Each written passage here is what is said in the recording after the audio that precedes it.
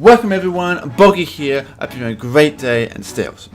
But if you did not know, April the 19th is my birthday, and a week afterwards I got a late birthday present, and that was going on a helicopter ride. My first time ever in a helicopter, so I said why not film it for you guys. So what you're going to be seeing is essentially a valley, a whole big valley, and then Kapiti Island, and then you're going to be seeing, last but not least, Transmission Gully, which is basically a huge road, but it's surrounded by beautiful mountains and all that other great stuff. So without further ado, let's get into this short video.